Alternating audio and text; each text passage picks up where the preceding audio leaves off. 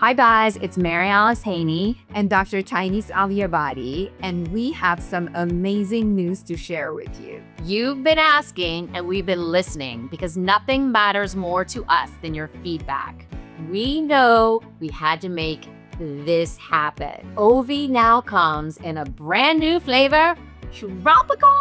It's the same science-backed hormonal and metabolic support that you know and love, now with a refreshing tropical taste that you actually look forward to taking every single day. We're so excited for you to try it, and we can't wait to hear what you think. So let us know. Go to ovii.com or on Instagram at @ovhealth.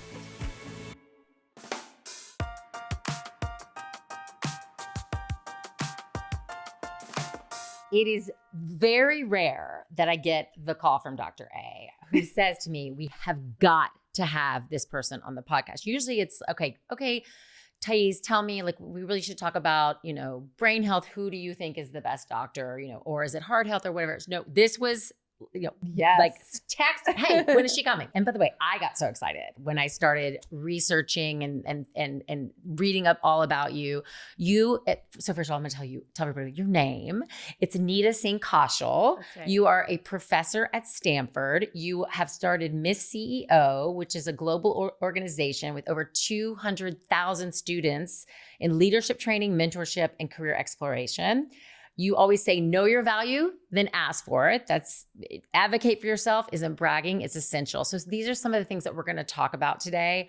And I want you guys just to talk a little bit about how you know each other and why you feel, and now I feel, that this is such an important conversation for girls to hear and women to hear, because it's not talked about enough. So let me start. I have two daughters at Stanford. My eldest, Delara, took a class with Nita on leadership.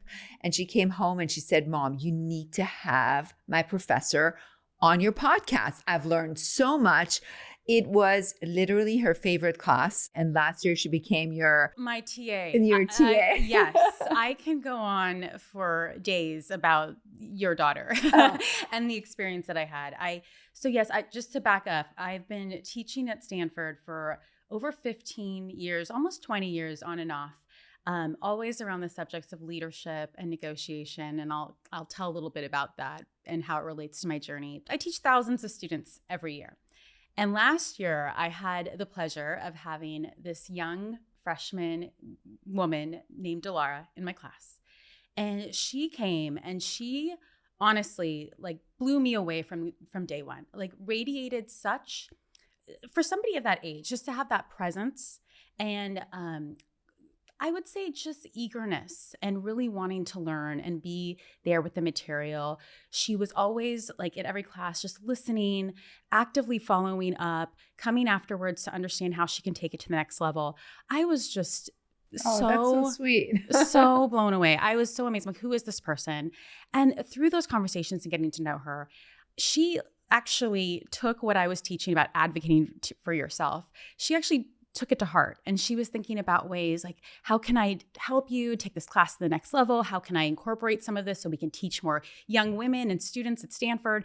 And just looking at that initiative that she demonstrated, I've never had a TA for this particular course. It's something that I've managed by myself. But for the first time, I was like, this is worth, fighting for and advocating the university to put this position in place. And it was the best gift ever to have her a part of this course and have her ideas and just reimagine what this course could be with her and all of the different things that she wanted to teach. Nita, the reason she was excited to bring you on this podcast and I was excited to have you here, I went through, high school, undergrad, medical school, residency.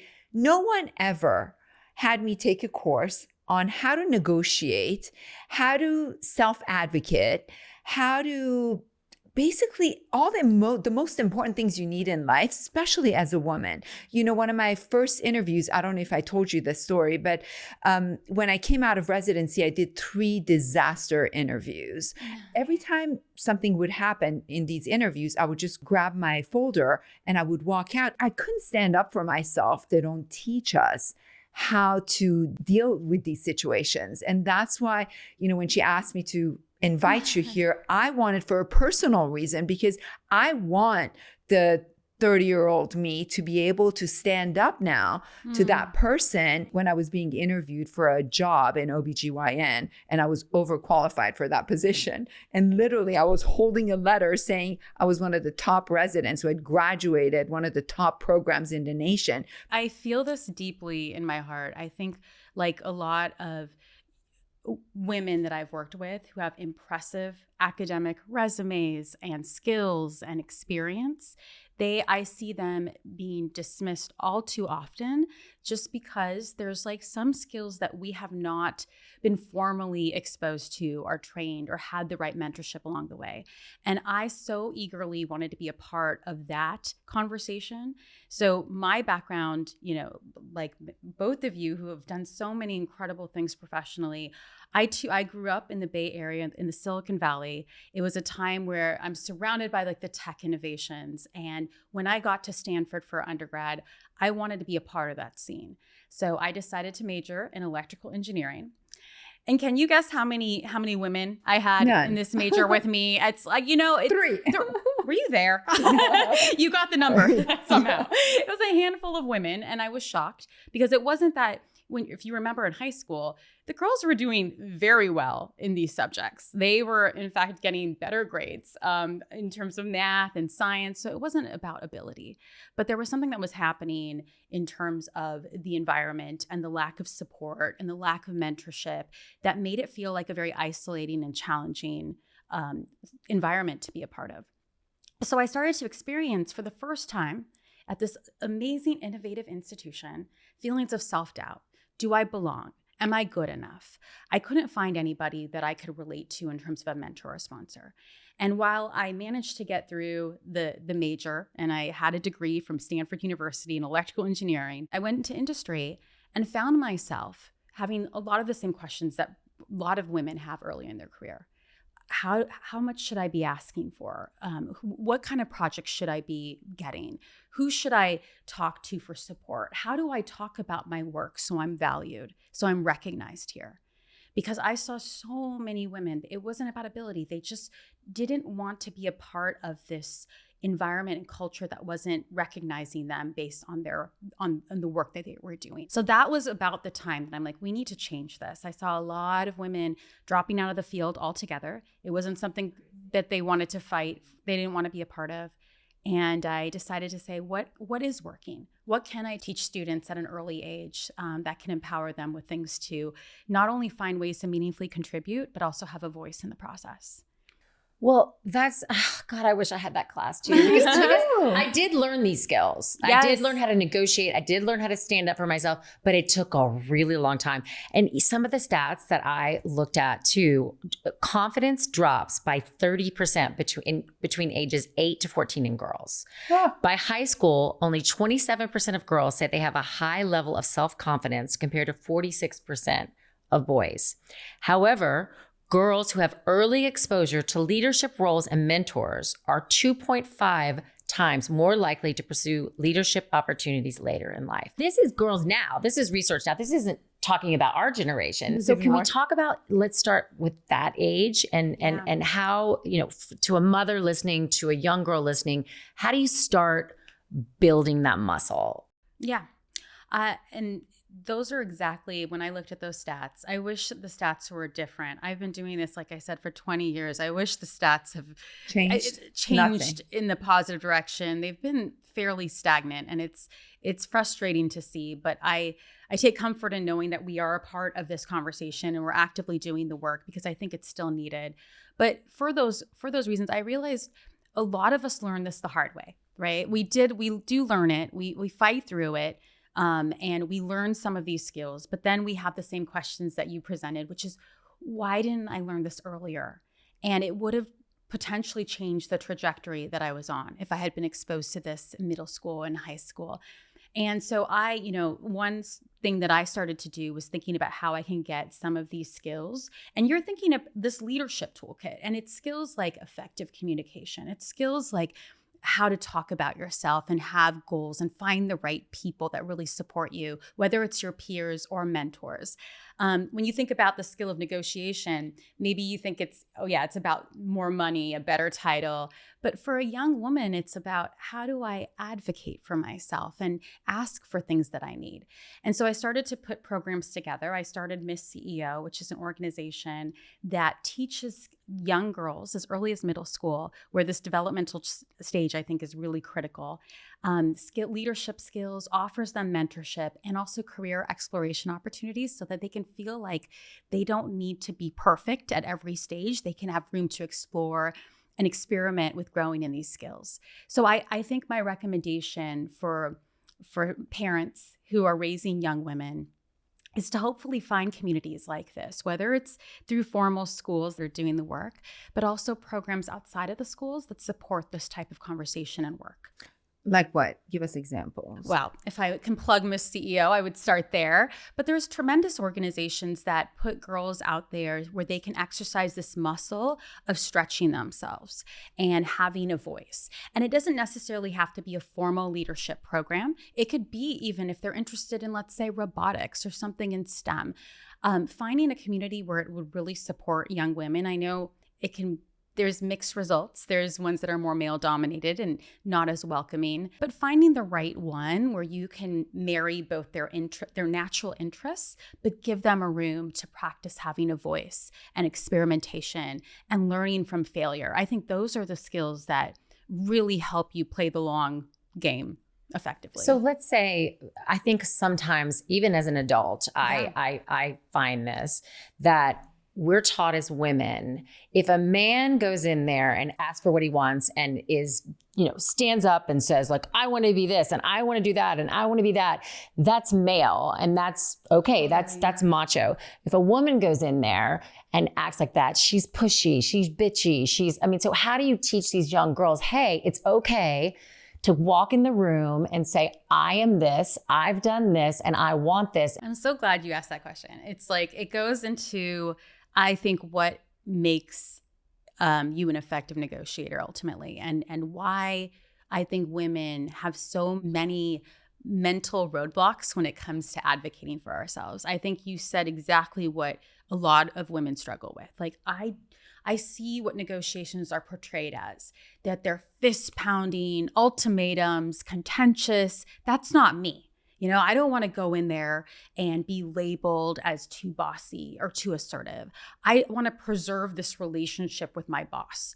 I want to be grateful. I'm like so glad. I have so many students at Stanford. When they graduate, they're like, hallelujah, somebody wants me. Anita, you're telling me I have to negotiate my first paycheck? No, thank you. I'm not going to rock the boat. But honestly, something that especially I see with women is they want to believe that life is a meritocracy. Meaning, in school, there was a defined playbook we all used. You were a rule follower, you were heads down, you did the work, you got the A, and that was what you needed. But we know life is not like that. You can work really, really hard and get dismissed all the time if you don't know how to ask for things or advocate for yourself. And so that's where the disconnect happens. So before, you're talking about the young girls, I want to actually, I do a lot of work with my college students and professionals to learn how to overcome some of this noise that we have and think about ways that we can develop a script that would be effective for them to ask, whether it's something as big as a raise or just an extra resource or time off or something that they need in the workplace that they're not getting. And I think by having more of these people model this, it's not only good for the women in the workforce, but this is good for the next generation as well, to see these strong, accomplished women getting what they want effectively. So how do they do that? Yeah. So here's what I do.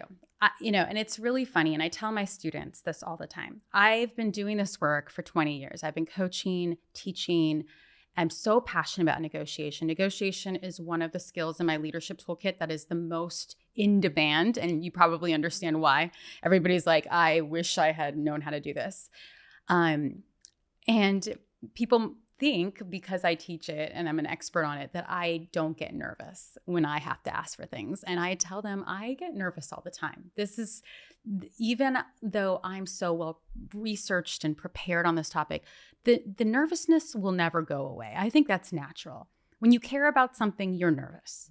And I think so while we may be battling all this noise and, oh no, I'm going to damage the relationship or they're going to take the offer away, I want to put you at ease to be like, those are normal feelings to have. But let's go in being as prepared, and let's go in with some bullet points of things to say so that we don't have a conversation that we later regret, which I think can happen when you're feeling emotional and scared. And I think negotiation is the perfect example when it feels so high stakes, when you feel like someone's not seeing your worth or not valuing you, then the emotions can run high. And when emotions run high, you get emotional, tears can come. It's all the things. I don't know if you've ever been a part of a conversation like that where you're like, oh, I really shouldn't have had that conversation then. I should have taken a moment. Yeah. So let's say there's a goal that you have. I think it's to do a little bit of research. I think having data is always an empowering step. Do some research. If it's about your salary, go out there, figure out what are the ranges, what skills and expertise do you have, how many years of experience, what is your current salary.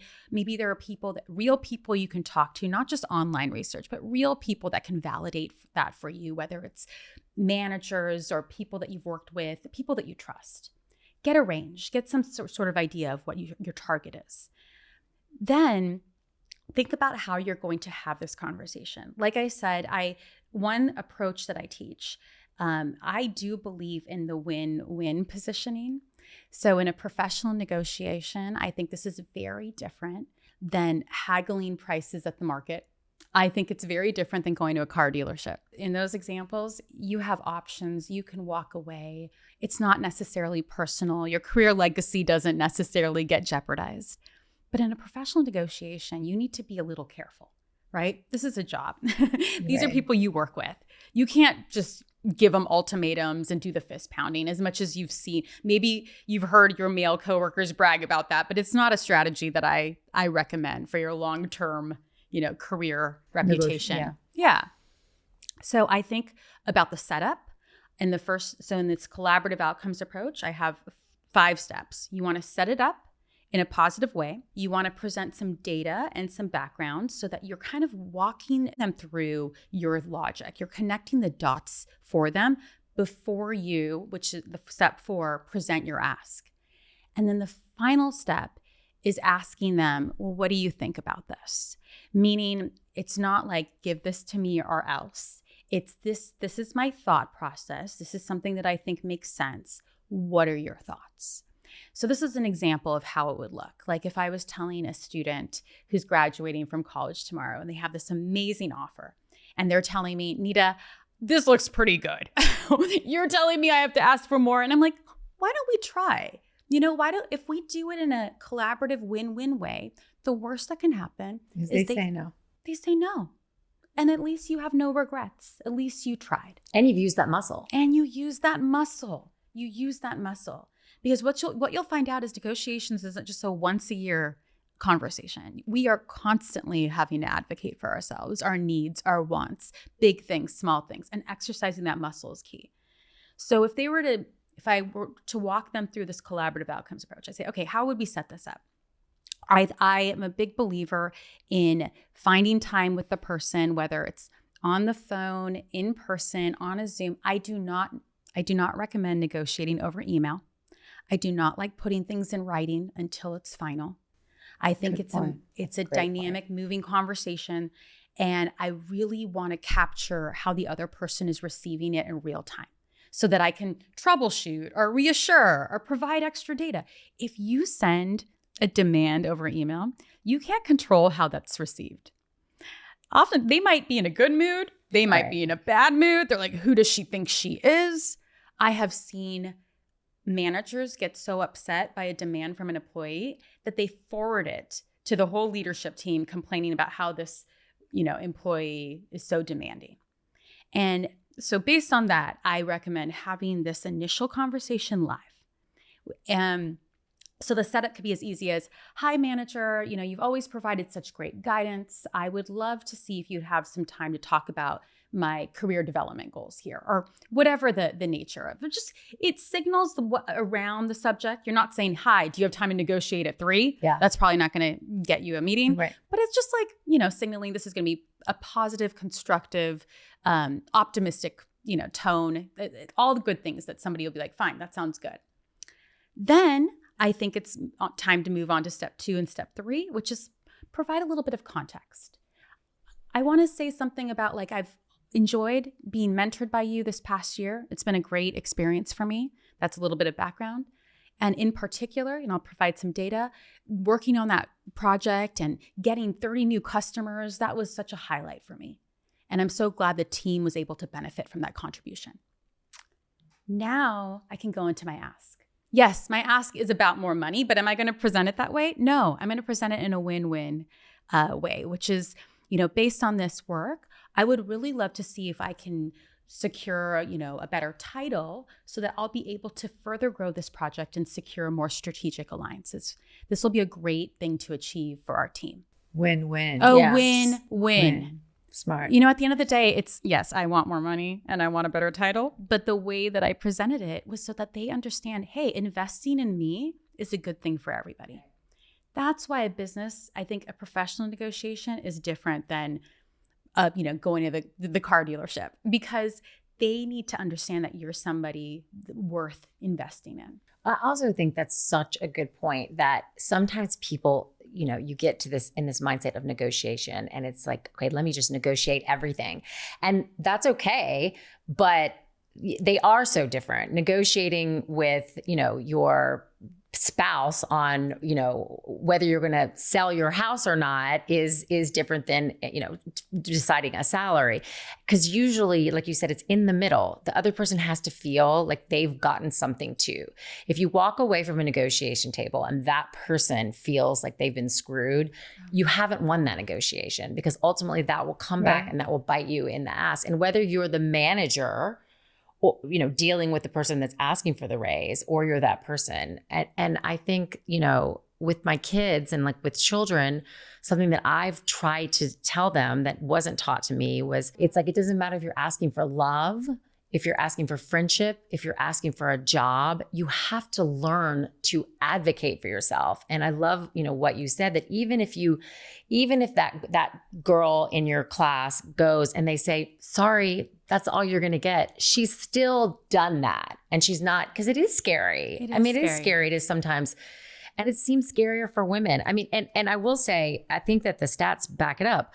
Only 7% of women negotiate their first salary compared to 57% of men. Yes. My goodness. I believe that. Yes. Women who do negotiate are more likely to be perceived as demanding or unlikable, especially when they lack support or strategic framing, which is what you were saying.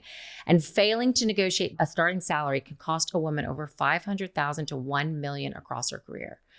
That is mind-blowing. And I mean, even in medicine, when you have 2 residents come out, male, female, same training, same background, the male gets a better offer than the female. But I think part of it is what you said, which resonated with me, is that gratitude, right?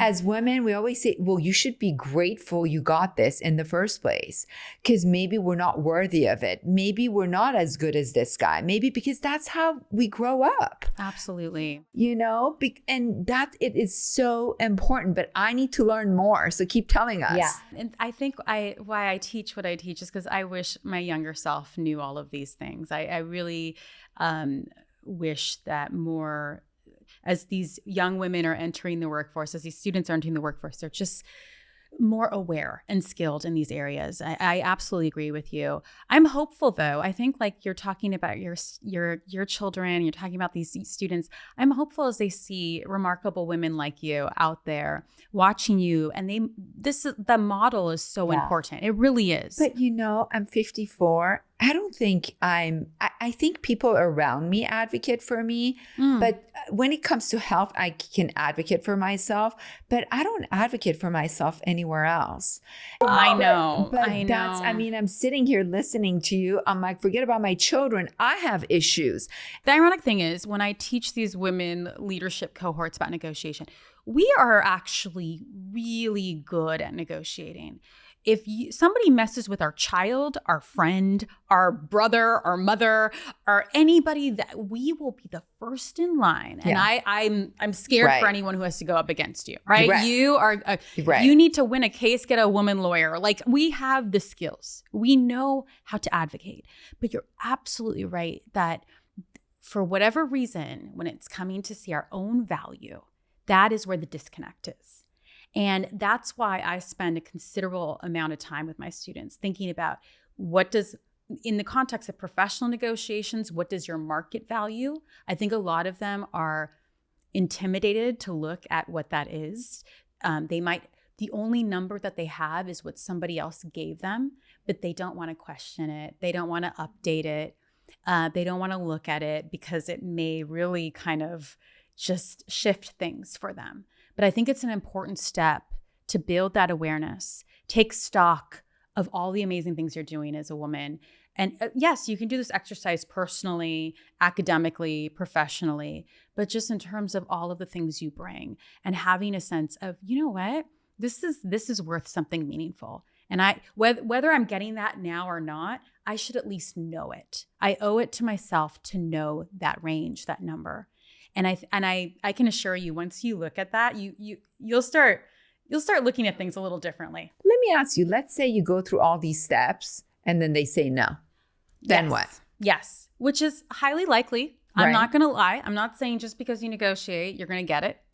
There's a lot of different things that can happen, right? In most cases, it could be like, no, or not right now, or that's interesting, let me look into it, and nothing really happens. So there's all sorts of variations on the no. And what I tell people is that's actually not a permanent no. And I think as a woman, we should be aware of that. Because here's what I want to say. Sometimes we hear a no and we get very discouraged. And we're very hard on ourselves. Like, see, I shouldn't have asked. Or I knew it would happen that way. Or I'm not going to ask ever again. Like, I got one no, I don't need to go through that again. I think the better approach is to understand the no and use it as a data point in terms of how to proceed. And so what I would do is, if I get a no, I would ask some questions. Again, I have this win-win. I love this. Win-win positioning where I'm like, I'm here to help. What do you think about this? And if they proceed with some sort of no, I will check if I need a moment. Because sometimes I tell people, if you're feeling emotional, which could happen, where someone's saying, nope, you're not worth that much, you don't need to necessarily proceed right away. You can take a moment and say, thank you. Let me get back to you on what I think. Or can we have this conversation next week? You can buy some time to process, because I want you to come and be in control of what you're going to say. And I think there's some interesting follow-up questions, like, can you help me understand why? Is there something about my performance that you're not seeing? Because I think I'm doing a great job here. Is there something that I can show you? Or if not this, what can we do? Are you willing to roll up your sleeves and brainstorm some creative solutions? I have this amazing boss at Stanford. I'm going to say her name, Jennifer Dietz, because I think she's an incredible ally in this idea of being a creative problem solver. There are real reasons why things might not be able to happen due to the economy or budget or different things that are happening.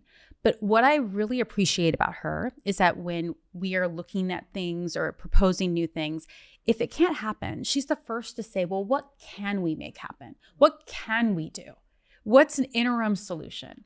What's a workaround? I love it when people come at me with that energy. It's very positive. It's positive, inspiring, and it's just the right place to be. And that brings me to my second point. So one is gathering data, but the other part is the person, how they say no to you. I think that shows you a lot about a person.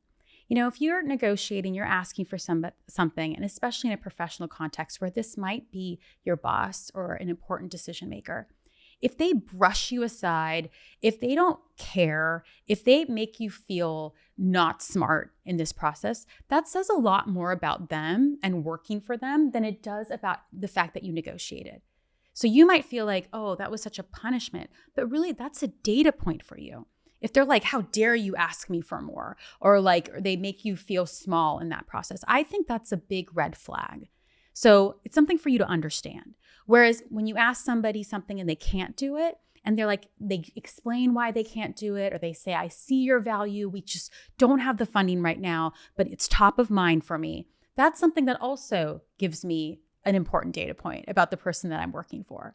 So I think as women, we should arm ourselves with this information, not only about preparing ourselves for these conversations, but making sure that we are surrounded by the right type of people who can support us on our professional journey. You talk a lot about mentors and women finding mentors, and then also sponsors. Yes. What's the difference between a sponsor and a mentor? Yes. So, when I was early in my tech career, so I worked in the tech industry for 10 years. And like I told you, there was very few women leaders. There were very few women that I could relate to. And I think a part of my desire to connect with anybody that can provide me with any support or sisterhood, I gravitated towards all of these sort of mentorship programs, right? And I became the president of our Women in Tech organization because I so desperately wanted the support and I wanted to give people the support. And while they were satisfying and it was great conversation, I noticed that the mentors, the thing that they did, the role that they served was that they were somebody that you can talk to. They were maybe at your one level above you or two levels above you. They were people that were just a really good sounding board for you. But they weren't the people that weren't necessarily opening the doors. The people that open the doors, I call them sponsors. Sponsors are people that perhaps are more strategic in your organization or industry as a result of their standing or their position of influence. If they recommend your name and put your name in the hat, things happen. Right. Things happen.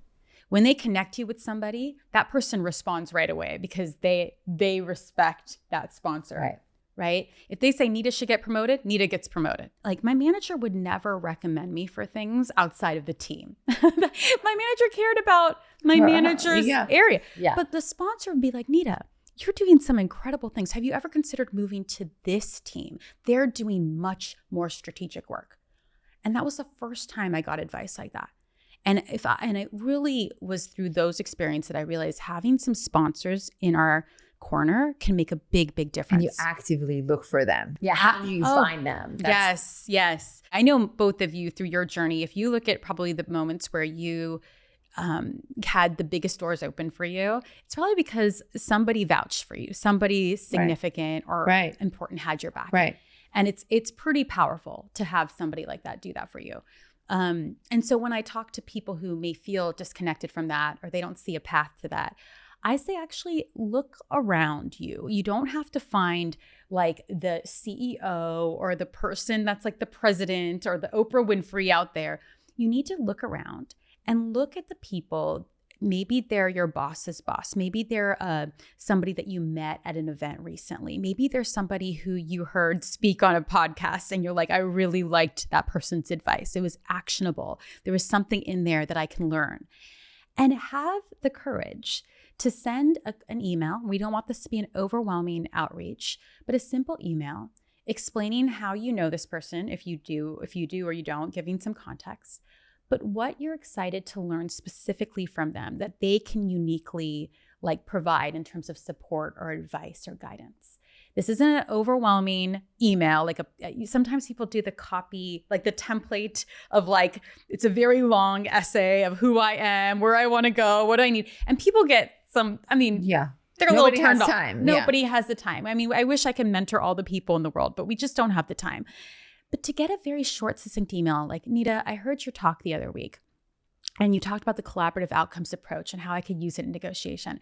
I just want to let you know that I used it with my boss last week and it was an incredible conversation. And here's something that I'm now deciding. I was wondering if you had 15 minutes to talk it through.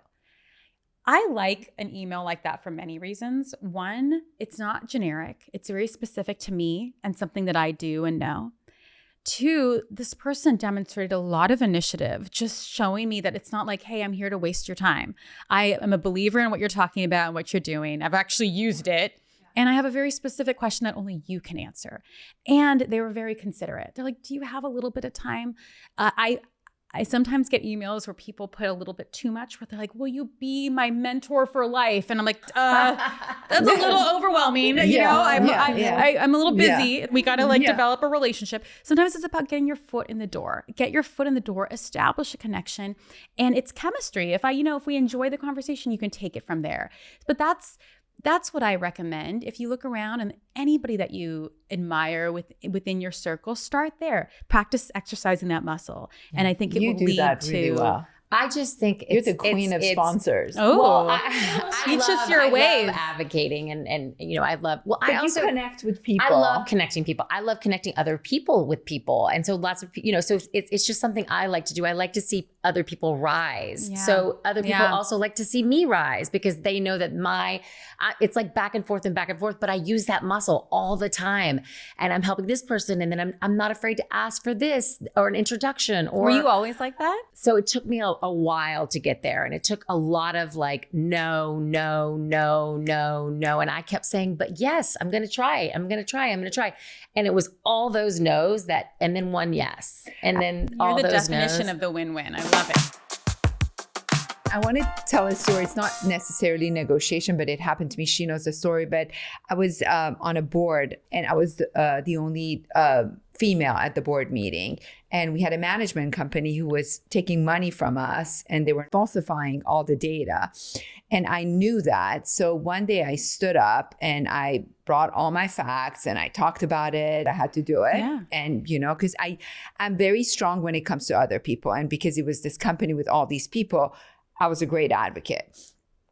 So I did that for everyone. I stood up. I did my thing. They started an investigation. 6 weeks later, I went back to that board meeting. And as soon as I walked in, it was this giant table with all these men around it, my colleagues. And I walked in. And as soon as I walked in, the head of the management company stood up, looked at me and said, the first thing he said is, I hope you're not PMSing today. And I'm saying this because 6 weeks prior, I was such a big advocate. And in that moment, when he said that in front of a room full of men, I didn't know what to say. I was embarrassed for him, but I was also placed in a position. I was like, wait a minute, I'm telling the truth, but I'm PMSing just because I'm a woman. So, and in that moment, I didn't say anything. And I sat down. I got them fired, but not because of what he said. Well, I think you did get the last word. I think it was a beautiful ending. But that's how you do it. Yeah, exactly. But he didn't go because he told me I was PMSing. But I remember the day, a year and a half later, when, we let them go. I went to the hallway and I went up to him. I'm like, I called his name and he turned around and I'm like, you know what? Don't ever tell another woman she's PMSing.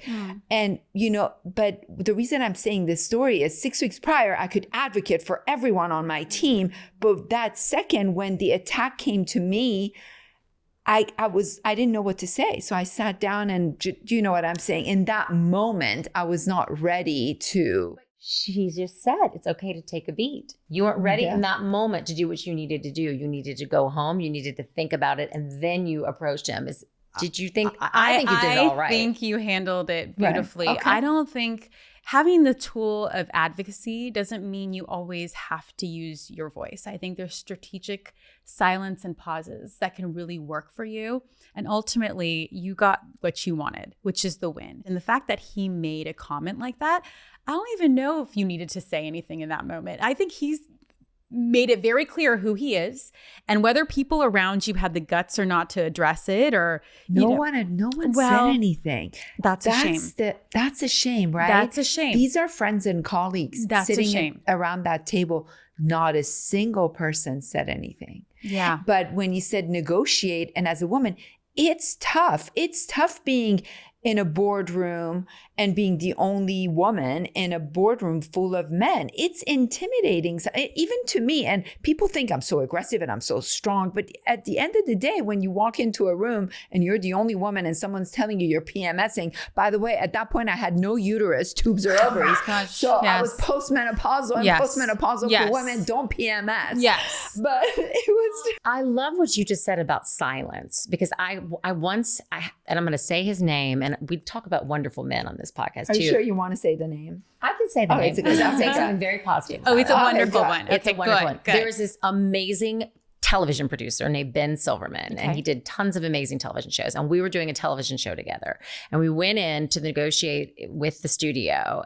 and they said yes, they bought it, and they were going to do it, and we were going to do it. But I kept talking. I kept going, and then we're going to do this, and then we're going to do this, and oh my God, I'm so excited, and then we're going to do this. And we left, and he said to me, he goes, when you get the yes, you walk out of the room. He's like, you don't need to keep trying to, like talk and make them see how great you are. They've already seen how great you are. They've already said yes. And I thought that was such a brilliant, but I think sometimes we just tend to maybe we're nervous, or maybe it's just sometimes sometimes the strength is in the silence and in taking a moment and then composing yourself and then coming back. I really love that you said that. I love that. Thank you for bringing that up. And that's also, I can get carried away as well. I definitely resonate with what you said, whether it's like enthusiasm or nervousness or passion.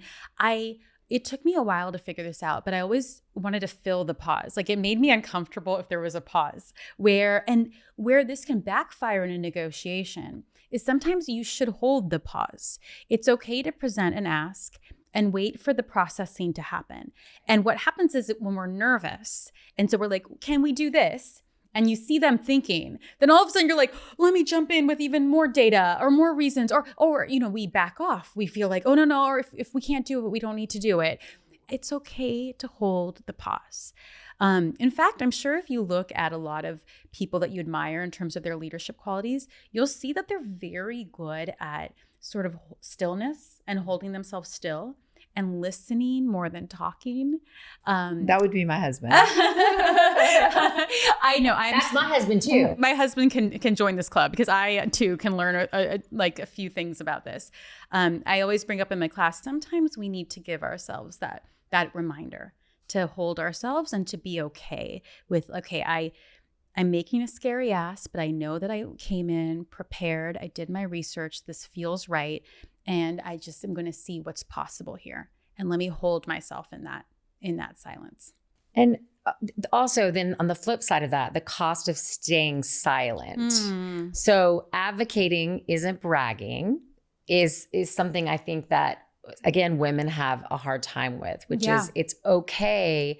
You can be the hardest worker doing the best job, but if nobody sees you and nobody sees your work, how do you teach women, young girls, how to get out of that uncomfortable spot, which is, they think they're bragging, but they're not. They're advocating. Yes. I definitely hear this a lot and understand this even personally.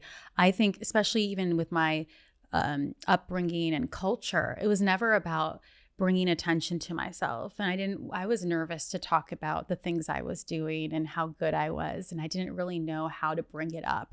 And I was just hoping that my managers would look after me and see all the hard work I was doing. And I would get the so-called A, in terms of like getting the raises, getting the promotions. But I realized that that's not how it works. The people that are usually getting the things, it has nothing to do with the fact that they are better than you, they have more skills than you, they're more experienced than you. They just have the courage to ask. And that was something that was eye-opening for me. And the other part of it is I think that I saw a difference in terms of how people spoke about their accomplishments. Like there was people where when they did it, it landed well, and people who when they did it, it didn't land well.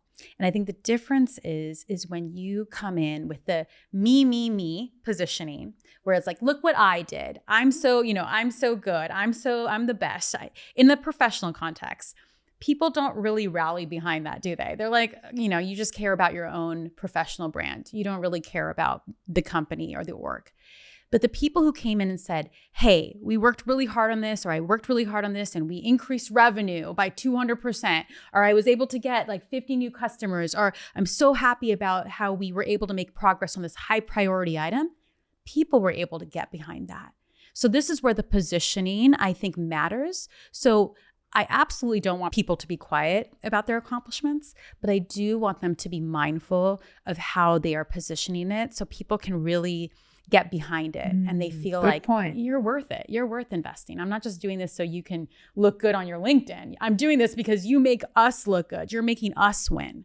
So, well, first of all, can I take your class? Please, please, please. No, seriously. Please. Every woman should be taking. Every man should take this class. Right. Well, I have 3 boys, and it's so fun because they are like I like this is where modeling these skills matter. This to them makes sense. They're like, yes, women know how to advocate for themselves. Men know how to advocate for themselves. We support each other. Like that's all they know. They're like, Mommy, are you going to a Miss CEO talk? I'm like, yeah, there go Miss CEO. Like I have my little boys, like my biggest champions. And I want them to be in a world where they are, supporters of women and advocates for women. And at the same time, like just a world that recognizes meaningful contributions from everybody. So yes, I do teach, the great thing is I do teach classes at Stanford and some of them are open to professionals worldwide. Is that online? Yes. So I get students from all over the world and happy to send information on that. Yeah, but you're right. We're going to link everything to our love site. It. So I love it. So it's you. definitely something right. I teach all stages because it's so critical. So. And then they can find you on Miss CEO. Yes, Miss CEO. And then I have my own consulting company called NSK Leadership. This works more with like companies and organizations and institutions on their leadership strategies in-house. I have loved every single minute of this conversation. To a woman or a girl listening, can you just give her tips who doesn't even know how to start being a good negotiator or standing up for herself, whether it's in school or in class or at a job? What would those be? Yeah, if it's to any young woman who's just starting out on her journey, I think it starts with one, as cliche as it may sound, believing in yourself. I think you have a lot of incredible skills, strengths, accomplishments. Take stock of that from time to time. I think it's nice to just actually document the things that you have done and figured out, even your strengths and failures, to see how strong you are and understand that's you. You did that. 2, surround yourself with good people as well. Mm-hmm. And as a woman, that means, sure, professional people, but friends. Mm-hmm. I want, even if it means 2 people, this is a quality thing, not a quantity thing when it comes to relationships, we know. But these are people who should make you feel like number one. And I think that makes a huge difference. When I hang out with my people like that, I really feel like I can do anything. And I like things that I feel nervous about. They're like in my corner saying, Nita, you can do it. You got this. Even coming to this podcast, I was telling them I'm going to do this big podcast. Like, you got it. You got it. And I'm like, that's exactly what I needed to hear. Yeah. So I love that. I love that women, we can rally behind each other, but find quality ones that do. 3, understand that nervousness is part of this game. You're never going to feel ready. It's just this is just how it's going to be. Get used to that. That's something that I wish I understood. I think I was always waiting to feel ready. I was waiting to be perfect. I was waiting, when I saw something that I wanted to apply for, I wanted to make sure I got 100% of those, things on the checklist before I applied for it. And I don't want that to get in our way. I think you are more than ready and you need to just go out there and see what happens. So I think as a young woman, I wish I leaned into that more. I learned a lot of those things the hard way. And I'm like, why didn't I have the guts to ask? So I think I can go on forever, but I'm going to leave it at those points. I just really feel women deserve this. Well, you are absolutely incredible. I've learned so much. I know that our listeners and viewers are going to learn so much. And I think my students would love to learn from both of you. So I think there's a lot of things we could do together. All right. Thank you so much for doing this. Thank you for everything you do for my daughter. She such an honor. has learned so much. The problem is she's now negotiating at home with us. Sorry, can't help you there. Yeah. I'm Team Delara all the way, Mom. So you're on your road. Amazing. Thank you. Thank you so much. Thank you.